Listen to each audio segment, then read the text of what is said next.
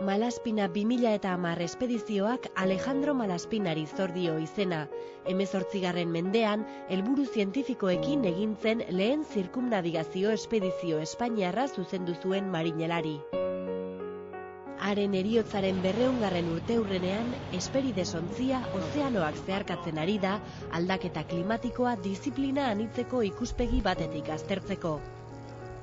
Besteak beste, uraren berotzea, erradiazio ultramorearen handitzea edo ozeanoak atmosferako CO2 xurgatzeko duen gaitasuna ditu aztergai. Nosotros intervenimos en el que para mí es más importante, claro. Gure ikerketa arloan niretzat garrantzitsuena da noski.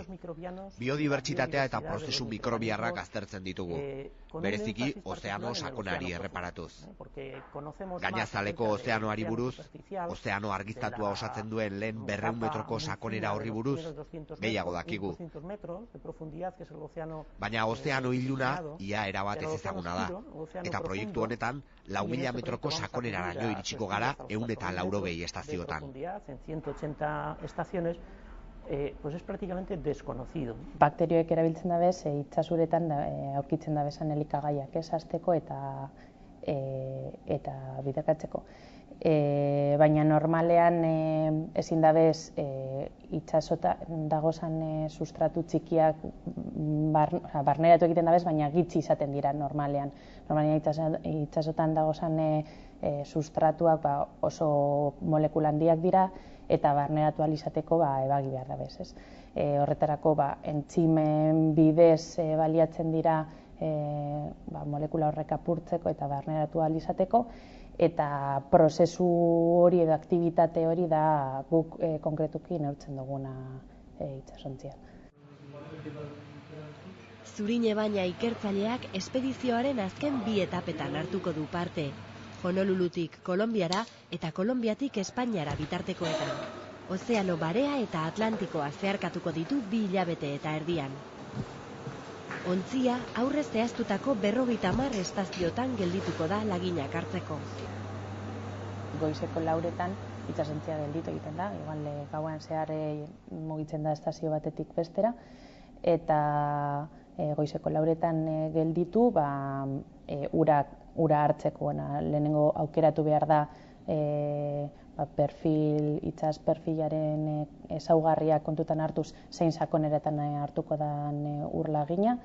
Guztira 10 sakonera ezberdinetan hartzen da ura, erroseta baten bidez. Hainbat botila sosotutako erroseta bat botatzen da uretara eta sakonera ezberdinetan sarratzen dira botila horrek.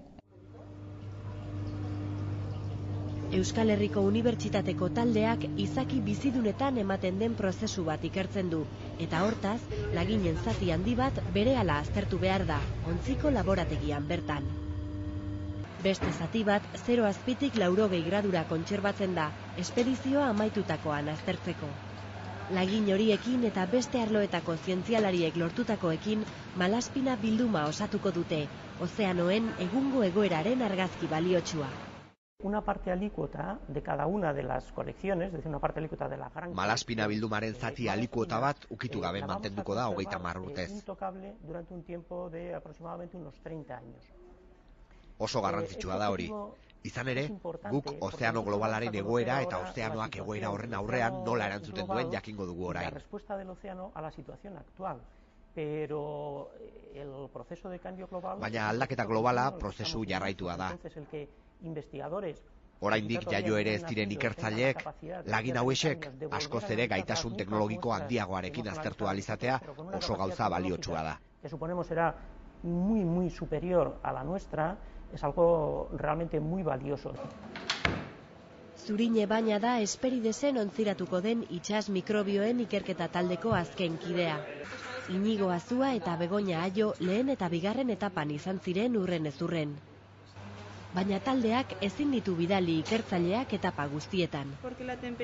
Evidentemente no todos los grupos podemos participar. Talde guztiok ezin dugu kanpaina guztietan parte hartu noski.